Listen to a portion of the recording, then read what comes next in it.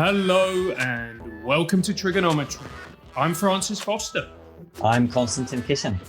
And this is the show for you if you want honest conversations with fascinating people. Our guest today is an Australian filmmaker, Mike Nayna. Welcome to TRIGGERnometry. Hey, how you doing?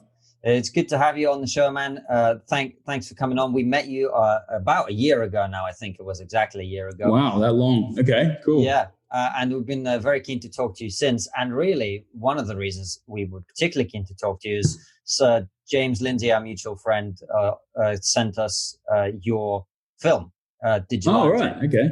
And he was like, you must watch this. And we both did and felt that it was really, really incredible. So it kind of made it extra special for us to chat with you. But for anyone who hasn't seen the film, who doesn't know who you are, just give us a little bit of a background as who are you? How are you where you are? What has been your journey through life? Okay. I'm an Australian filmmaker and I'm interested in the internet and what's that doing to us as humans, and activism, I guess, this digital kind of activism that we're seeing a lot of. And yeah, I've made several films now in that area. I guess how we came to meet at some point was I started looking into activism, a strange kind of activism, a kind of destructive, in my opinion, activism. It wasn't doing what it said on the box. I started looking at that here in Australia, and I started hanging out in activist circles and monitoring activists on social media, and I followed a lot of their concepts and language to the academy. It seemed like there was an intellectual engine underneath a lot of the things that we're talking about.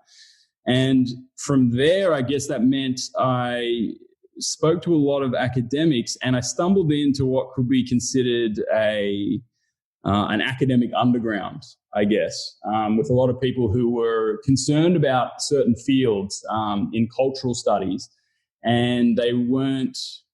I mean, they would open up to me behind the scenes, but they were very concerned about speaking publicly about this kind of stuff. So I had a lot of experiences where I'd meet academics and we'd be in their office and they would lock the door and we'd speak in hushed tones, or we'd start email threads that would start on their, this happened twice actually. It started on their their official academic inbox, Professor so-and-so at deakin.edu.au.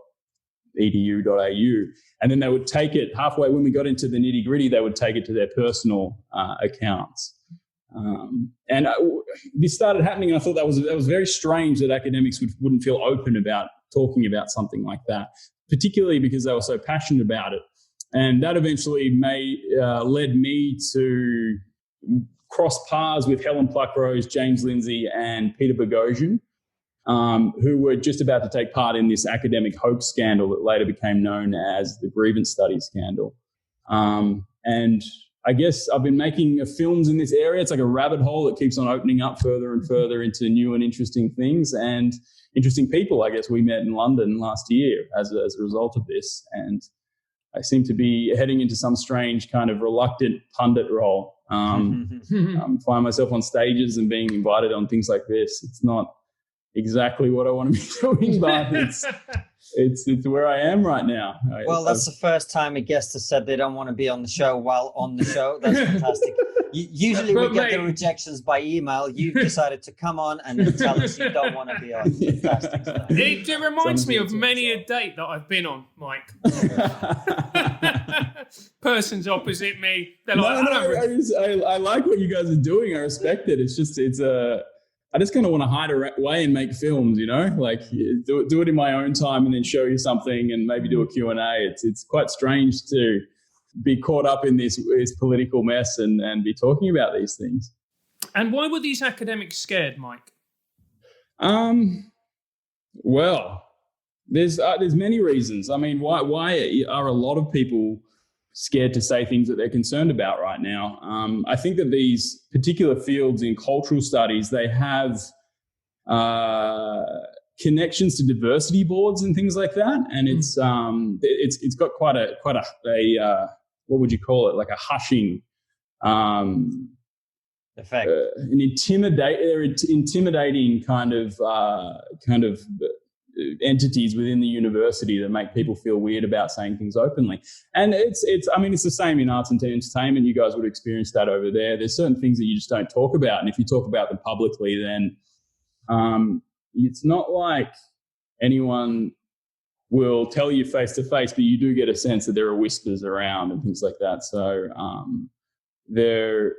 that's very much taking place within academia in a big way. And the more I'm looking into this, the more and more that seems like that's what's going on. Mike, and so people understand, like, what is it that these academics are scared to talk about? Are they people who want to measure black people's dimples, skulls, or what is it that people are terrified to discuss? Well, there's forbidden knowledge, I guess. There are areas of inquiry that people want to go into, race IQ being one of them. Even just talking about biological sex, you can get into trouble. There's a guy named Bruce Gilley over in, he's a colleague of Peter Boghossian's, who wrote something about a case for colonialism. So let's look at some positives that took place as a result of colonialism. Like colonialism, he never said it was a good thing. He just said there were certain parts of it. And this guy is an academic. And he got driven out of his profession. He got shamed. And there's a lot of these kinds of stories. Brett and Heather from Brett Weinstein and Heather Hein from Evergreen State College. I made a series about that. I spoke to them about it, where Brett stood up to this orthodoxy, I guess, this moral orthodoxy that was emerging within his school, and an equity plan that they were trying to put in place, which overstepped the bounds, I think, into his STEM field. So he started speaking up about that, and then you've just got to see the series to see what happened there. I can't actually do it justice here, having in conversational form, but if you go to my channel and check it out, you'll see some strange things took place. And what we're seeing in academia is people being forced out. Now, these people would argue that what they're doing is good and right and is the morally correct thing to do. After all, racism is bad, isn't it? Sexism is bad. The more diversity, the better. What are your opinions on it, Mike? Well, it depends. There are reasonable edges of this, and then there are. It's difficult to draw lines around. There's some pretty hardcore postmodern sections of the academy that are studying quite strange things. It's almost like it's a fundamentalist sect of the new left. So it's not that simple. It's actually hard to speak about in simple terms, because you have to you go down layers of this stuff. There are surface level arguments that people are having, and it's like, oh yeah, that seems perfectly reasonable. But then if you go back in the scholarship, maybe 1 decade or 2 decades or 3 decades, you're getting into some very strange philosophies. They've got a different conception of how humans are put together. They have this kind of blank slate philosophy of human beings, that humans can be reshaped, I guess, through the discourses and the way that we speak about things and the way that knowledge is produced. And so right now we're dealing with we're probably 3 decades into some very, very strange conceptions of reality in humans. And we're talking about surface level things like cultural appropriation and many of these. What is the basis for biological sex? It's all rooted in this 30-year-old philosophy that's been, I guess, built over the past few decades. Mike, just so you know, what we're going to do is we're going to clip that, and Francis is going to say, well, racism is bad, isn't it? And then you're going to go, it depends. And we'll just leave it there.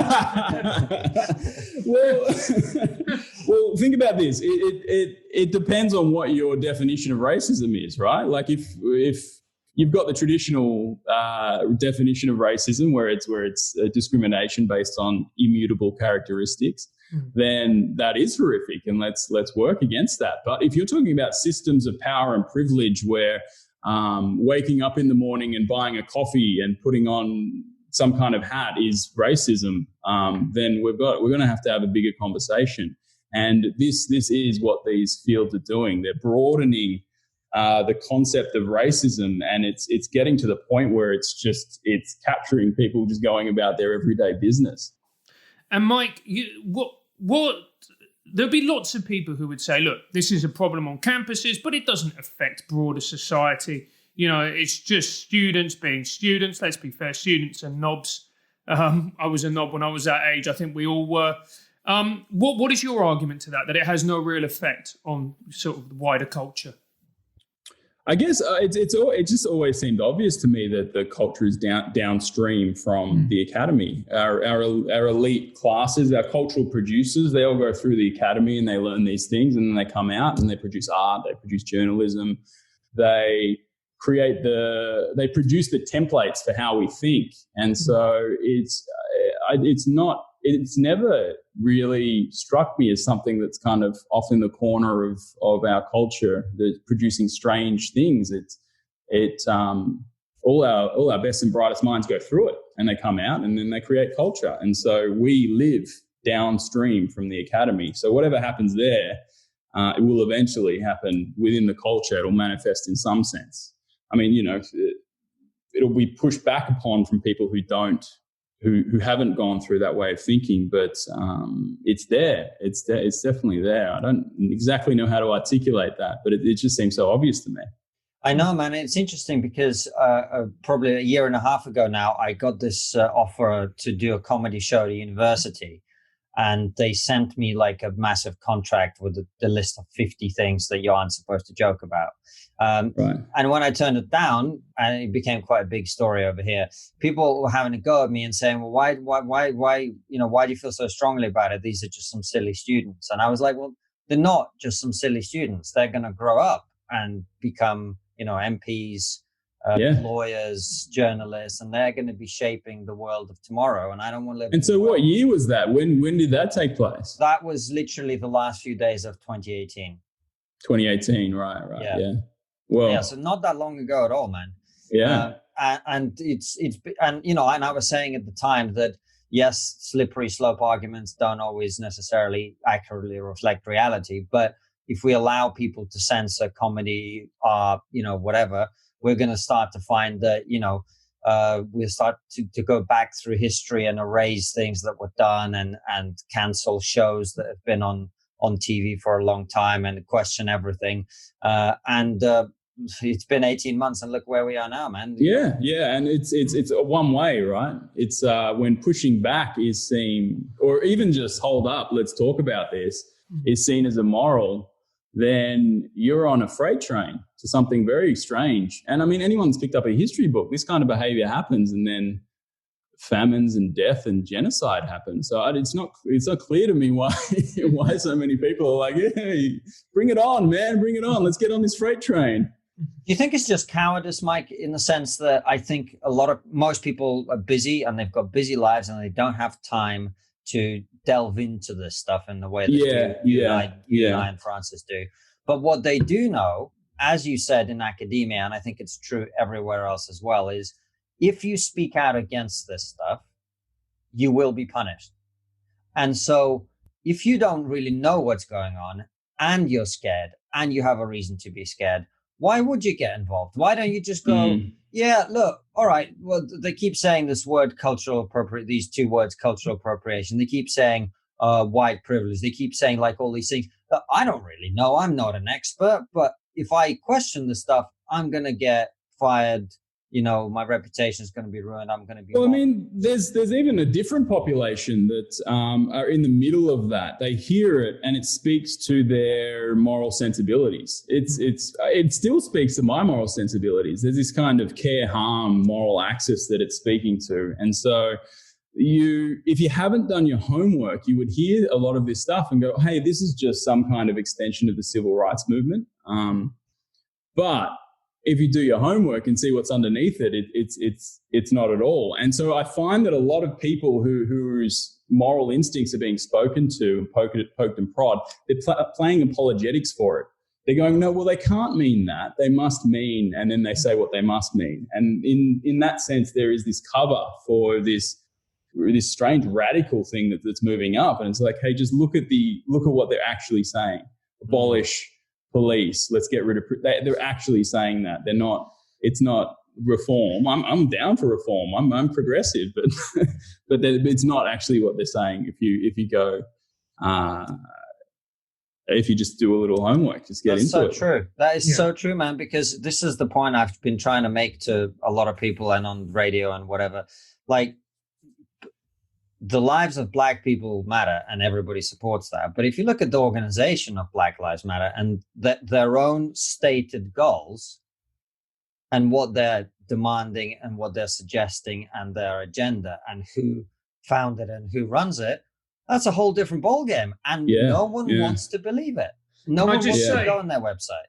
Can I just say it's quite offensive? As someone who comes from Venezuela, I've got to say abolishing the police did wonders for my country. So we're having a great time. And if you're a regular viewer, Francis has just said that his mother is from Venezuela. So make sure you have a drink. This is your opportunity now. I'll mention I'm from Russia in a second. That's drink number 2. Is there a drinking game here? Is there? Yes, is there when we cash in on our ethnicity, people drink, do they? Yeah, exactly. Right. So it's your turn, mate. But Mike, like Constantine said, we touched on Black Lives Matter. Yesterday was the first day back for Premier League football, and literally every footballer took a knee. Imagine if a footballer, particularly like a white footballer, just didn't. I mean, that's career over, isn't it? He's done. Yeah, right. Yeah. I mean, how have we got to this point where even saying something like saying you don't agree with all aspects of a political organisation means cancellation? Well, I suspect it's been sold quite well. Like, people don't look at what's underneath it. They're not looking at they're looking at the individual arguments. They're not looking at the constellation of what's going on. Like, if you take a few steps back and you realize it's not just this, it's this and this and this and this, you start to notice, hang on a second, there is some kind of revolution afoot. On the individual case, in the individual case, it's often very reasonable. But if you're moving ground on 10,000 different fronts, then all of a sudden you're heading towards some kind of revolutionary joining a revolutionary enterprise. So it is strange, because I'm all my friends and family are experiencing this from the surface level, and they're all, Black lives, they do matter. I was like, that's true. I can see where you're coming from, but let's go to their website and look at what they're actually about. It's quite kind of scary. But people don't want to do that, do they? That's the thing that terrifies me, is people. And again, I keep saying this in our interviews in the last few weeks. This sends me back to echoes of what we went through in the Soviet Union, where people knew what they were supposed to not look at, and what information forbidden knowledge. Right, and not even so much forbidden knowledge, more like, I don't want to expose myself to this information because then I would have to have the wrong opinion. Right. And then I will be punished, and I see so much of that flying around at the moment. Do you know what I mean? Yeah. And Mike, moving swiftly on to your film Didja, Lanty, which we both watched, we loved. I mean, that was very, very interesting as well, in that it was, talking about digital activism, which you were involved with. For people who haven't seen the film, could you just give a brief synopsis about what it's about, and then we'll delve into it? Did you like the little gesture I did there? It was quite nice, wasn't it? Anyway. All right, so the film is, I guess it's about an experience that I had where a racist and sexist incident took place on a bus, and I filmed it. And it was 2012, so it was a time when viral videos were just started to enter the kind of public consciousness. And so I'd had success with a couple of viral videos, and I kind of knew how you could poke and prod them in a certain way, seed them on the back end and get these things going. And so I applied that to this video to get revenge on the guys that were being horribly racist and sexist. They were dicks. They were doing the wrong thing. And so and they weren't just being racist and sexist, they were also being threatening. That's So it was inexcusable behavior, right? Like, it's way out of inexcusable line. behavior. These people were way out of line. Yeah, it's horrific. So what then happened was the video did go viral and it turned into this kind of international press incident. I think part of it was the zeitgeist about the racism and sexism that really put an engine underneath it, but also because viral videos were only just starting to come out. And so it turned into this really, really big international incident. And my experience of it was being on the inside of this press incident and then seeing how it was communicated and how it was talked about was very different to how I experienced it. And so I would meet someone in the street and talk to them about it, and their impressions of the incident and everything that was going on around it was very different. And so it's a very strange experience to be in the middle of a press explosion, because you get a firsthand experience of how disconnected a media incident can become from the actual reality of the event itself. And so it's the story is, it's a short documentary, and it's just about that experience. And I caught up with some of the racist. He wasn't racist; he was just being violent. One of the that sounds like such a great excuse. He wasn't racist; he was just violent. Only violent. Yeah. Or otherwise known as embracing Australian culture. Yeah, exactly. Yeah. It's a big sunny day, and we're all drinking, and so that's where it leads to usually. So I guess that's what the film is about. Yeah. It's a short documentary. I shot it a long time ago. It was like 2015, and it only just recently got picked up by Atlantic, because I think it just becomes more and more relevant as time goes on and the internet keeps delivering these incidents.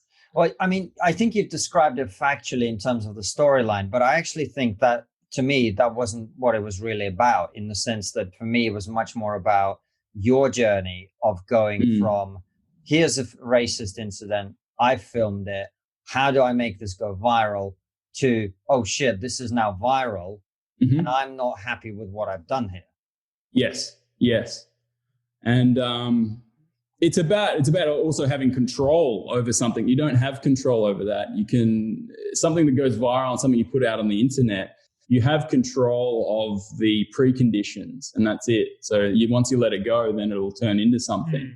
And it did turn into something. It turned into something quite ugly, I felt. And the conversations that were happening around racism that it sparked, they didn't seem to make any sense to me. It wasn't constructive either. I don't think it was doing any good. It was just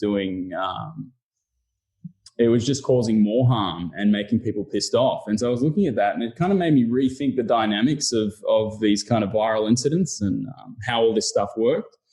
And I guess that's why I'm looking at what I'm looking at now, because it's very much, it was an insight into how strange the public discourse is, how strange and unproductive the public discourse is around race.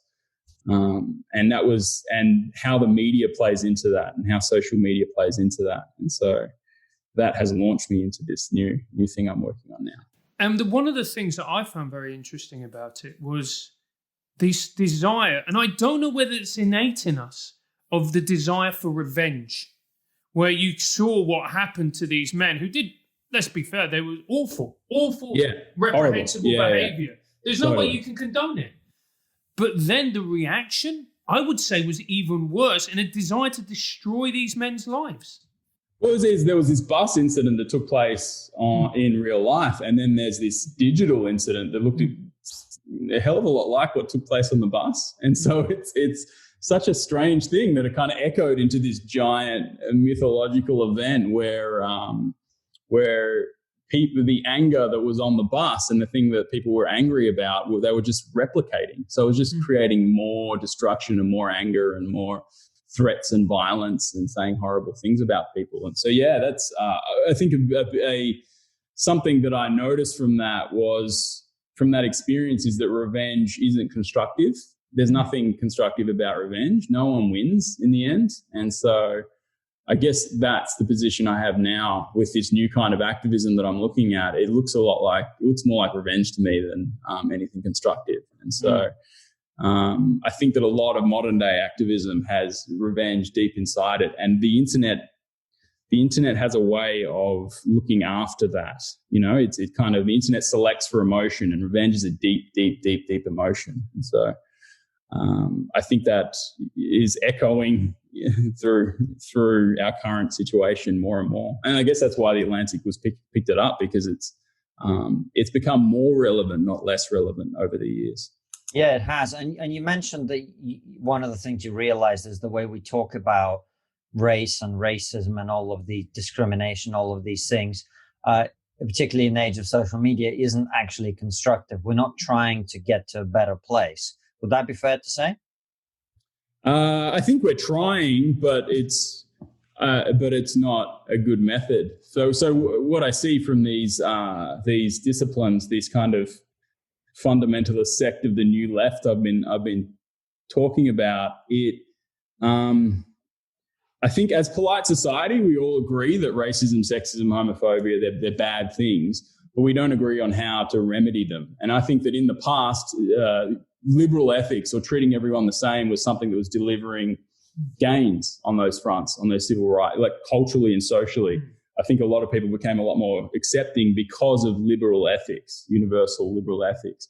And so this new postmodern ethic that these people have is a completely different remedy for the problem. And I don't think it's going to work. I think it'll make things much worse. And so the way I look at it is that if racism and sexism, homophobia is a flu, and we're looking at a patient and we're both like, well, there's something wrong here, right? We want to fix this. This is a pathology. Let's get in there. These postmodernists are saying chemotherapy. Let's just give it chemotherapy. That'll sort it. And then the rest of us are like, bed rest, maybe some antibiotics. Let's just calm down. But they're like, let's just throw everything at this thing. And I don't think it's constructive, or it will kill the patient. And secretly, when you actually look at what they're on about, they want some kind of total revolution. So they secretly do want to kill the patient, because the afterlife is the left-wing utopia that they want to take us to. Mike, but you say that, as you say, most people won't be familiar with that. So what's your evidence for that? What's your evidence for them wanting to overthrow society or whatever? It's there. The thing is, they're very explicit. And so you can just go to, I think James Lindsay has a great resource on this, New Discourses. So James, Helen, Peter Boghossian were the subjects of my new film, but I didn't want to take what they were saying on face value. I didn't want to be like a glorified cameraman that was just like recording what they were saying and delivering that to the people. I wanted to figure out what the hell was going on myself, just out of interest. And so over the course of the last few years, we've kind of morphed into this weird startup think tank where we're mapping the landscape and trying to figure out what the hell is going on here. Mapping out these disciplines from the outside and where they come from, what's the intellectual history behind it. And James is starting to run at creating a platform, New Discourses, and he's aggregating all the proof that you were talking about. What proof do you have? So it's in the literature. It's all through the literature. It's I've spent a lot of time reading this stuff, and I can email you stuff. We can sort it out, but it's there, and they're quite explicit about this. So what is it that they want exactly? A revolution. They want to change everything. But it's strange because it's almost like there are woke foot soldiers that don't know who the generals are. So if you go back further in time, they're talking about totally they're disaffected Marxists, I guess, and they want a new way to jimmy up the population into creating the new Marxist utopia.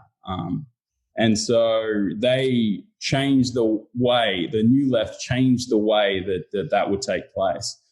And so then you've got generations upon generations that are kind of moving along with this way of thinking and expanding upon it, and then moving it into further details and smaller papers, smaller arguments. And all of a sudden, you've got this whole entity that's actually, it starts in this strange revolutionary enterprise. But if you're reading today's paper in your hands, it's about cornbread being racist or something like that. It's hard to figure out what the enterprise is when you look at the surface level arguments that we're swimming in now. We're swimming in these surface level arguments. We're swimming in the meme level of this thing, where if you look underneath it and you go further and further down, there is a revolutionary philosophy underneath it.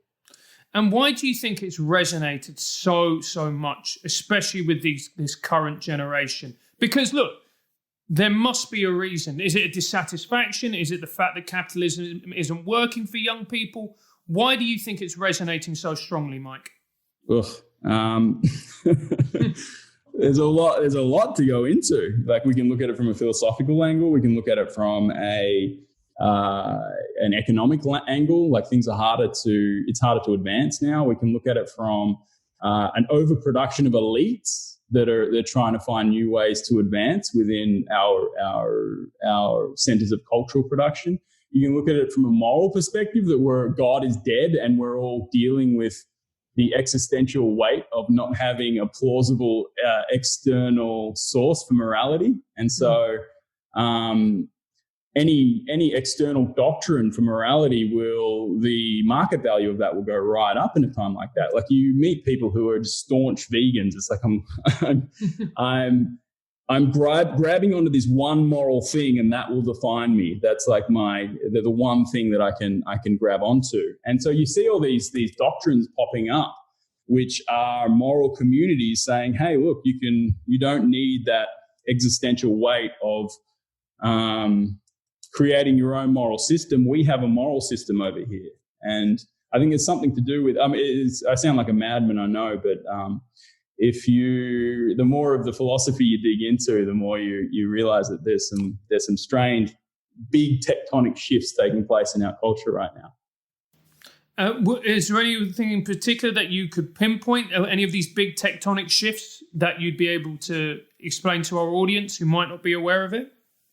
That's why I want to make films. Like, I can go and make films and be a weird guy and then just drop it and people can understand, because it's got it explains it in a different way. I don't know how to articulate some of these things, but it's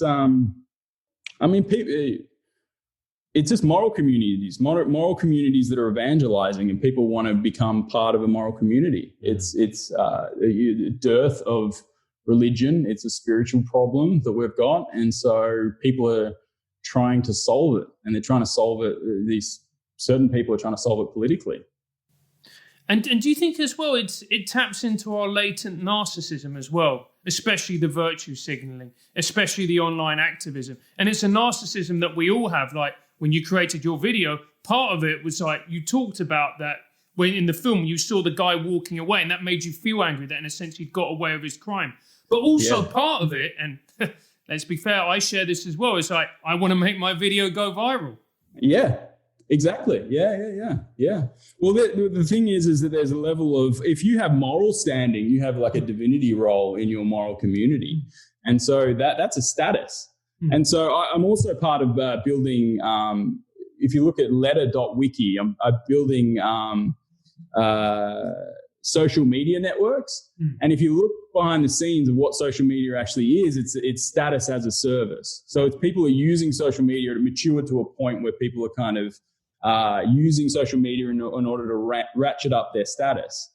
Mm. And so when you've got this kind of moral system that's got its own language and it's ready to go and it's zeitgeist friendly, then that's a resource for ratcheting up your divinity factor within your moral community. And so there's a lot of people who, you look at the Instagram models kind of going Black Lives Matter, and they're like taking all these photos of themselves at rallies and things like that. There's part of that it is about creating some kind of moral standing within the community. So there's cynical ways to look at it. There's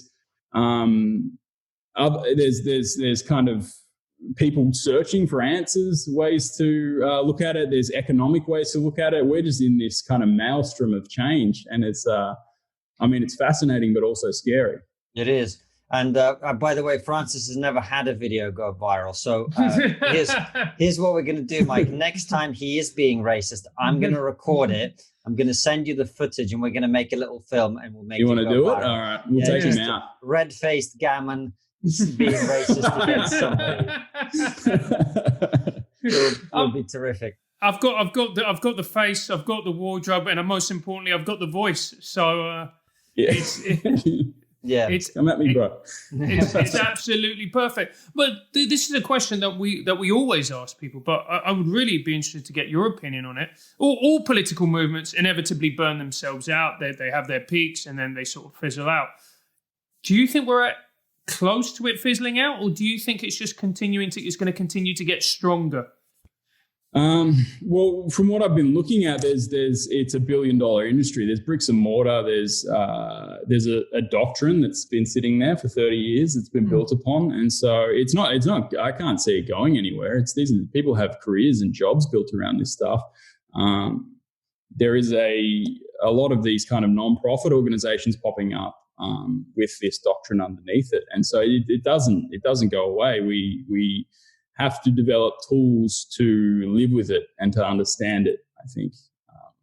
Well, that's interesting. I hadn't thought of that before. Because my up to this point, I think our position has been very much, this stuff is nonsense. We've got to fight it and defeat it. But you think it's well, not gonna...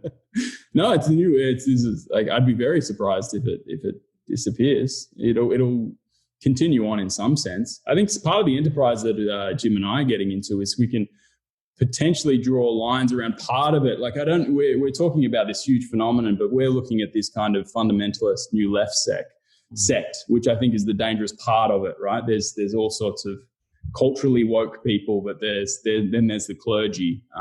And so if we look at that and we can draw lines around it and actually talk about it as some kind of religious entity, then maybe it will get ratcheted down and we can apply separation of church and state principles to it. But I don't know. I don't imagine. I know it's funny, and it's almost ludicrous that we're living in a time like that. But right. Strange times call for odd solutions, I guess. We've got to do something. I can't imagine it disappearing. It would be very strange. Because this has been, I mean, I know it's going to sound incredibly stupid and naive now that I'm saying it out loud, but that is how stupid and naive I am. I've been sitting there for the last few years going, look at this new thing that they're saying that's really obviously stupid. More people are going to realize that this stuff is nonsense now. And then look at this other thing, they're banning sombreros from university parties. That's stupid. Or they've banned clapping at some universities because it's triggering and it's a microaggression. Now they're doing this. Now they're doing that. Now, and I was thinking, well, like eventually all of that is going to stack up to a point where enough people are going to go, this is bullshit. Let's wake up. Let's stop this. But it's not happening. No, it's not just some thing that popped out of nowhere. It's got decades of academic work underneath it. It's a sophisticated worldview, and I mean we can laugh at it, we can poke at it and give it shit because it is kind of crazy and weird, but it's also sophisticated. They view the world in a different way, and the more you realize what the way they view the way they view the world, you realize how different it is from the way that you view the world. And it's like, hold on a sec, we're going to have. I think you realize how deep the schism actually is. It's not political anymore; it's philosophical. It's we're heading into a new, strange territory, I think. And Mike, this has been frequently described as the culture war. And if it is a war, who is winning? Is it that side that's winning, or is it the other side?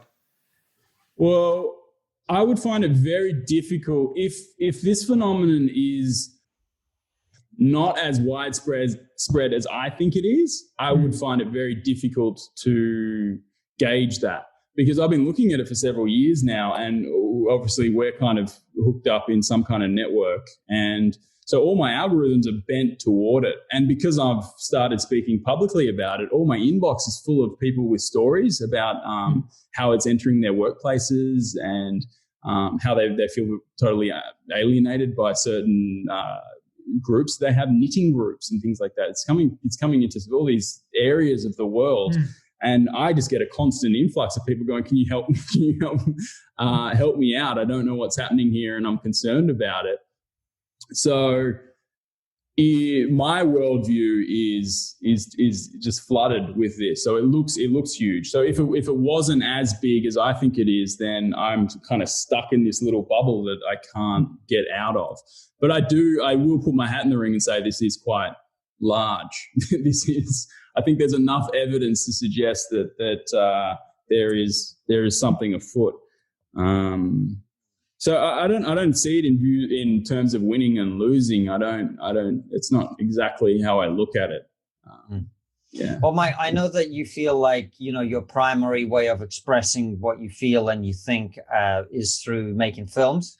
But actually, I have to say, I think this interview has been really, really insightful and helpful for us and for a lot of our viewers and listeners as well, because you've really narrowed it down to what it is. Like you said, these people want a revolution. It's based on 30 years of academia. And longer, but it started getting harder in 30. Yeah. They started getting serious after 30 years. Exactly. And it's not going away, and we're all going to have to find some way of dealing with it. I think it's been really, really great to have you on.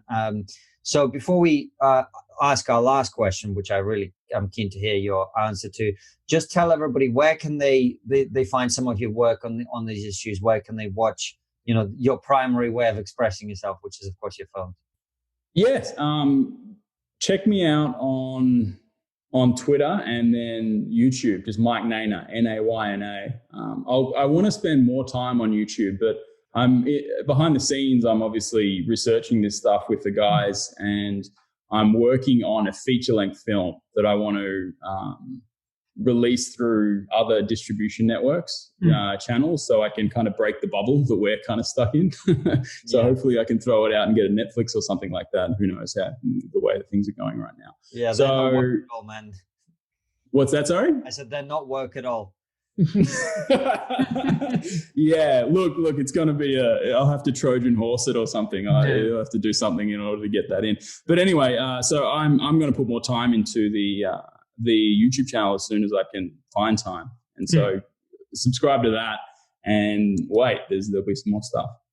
Brilliant. Well, we'll put out all the links to the video. Didja Lanty's absolutely fantastic, genuinely enjoyable. And the last question we always finish with is, what's the one thing we're not talking about as a society, Mike, that we really should be? Well, I was just thinking before how much my inbox is full of people who are having trouble with this stuff and who feel alienated, and they're not speaking up. So I think that there is this sense that public conversation and private conversation are two very different things. Even public persona and private persona are two very different things. And so I don't distinguish between the two. And so I get myself into a lot of trouble by bringing my private persona to the public. It's probably some kind of disability. But I think that if we can just talk more, like you talk the way you're talking at home, in your workplace, and then and stop being so afraid to say what you think. I think that if we can have more conversations around that, so people feel empowered just to be themselves, I think that's something. Fantastic. It's a really, really important point, because the more we silence our thoughts, the more we don't engage, the more we don't share ideas, the bigger this problem will be, and the more it will embolden a very, very angry minority who want to, in your words, and I believe it as well, start a revolution. And for those of you who've never experienced one, they're not fun. So thank you very much for coming on, Mike. It depends what you like, mate. It depends what you like. If you like killing people and chaos and all of that, they're quite fun for you. Well, there is a section of population that would like that, and a lot of people don't. A lot of naive people think that they don't exist, but they really do. I've met a few of them, and I don't want that. I don't want that guy in charge. That guy that's not the guy you want looking after things. Absolutely. No, absolutely not. Well, Mike, thank you so much for coming on. Make sure you head over to Twitter, follow Mike. He put some great stuff. And of course, check out his work. And the movie we were talking about is Didja Lanty, but he's also got a range of other things. And we look forward to the feature film. Mike and Nayna, thank you so much for coming on the show. Cool. Thanks for having me, man. It was good. Thanks for watching, guys. As always, subscribe to the YouTube channel, click the bell button next to the subscribe button so you get notified when a video comes out, and follow us on all the social media at TriggerPod. And also leave us a nice review on iTunes and spread the word.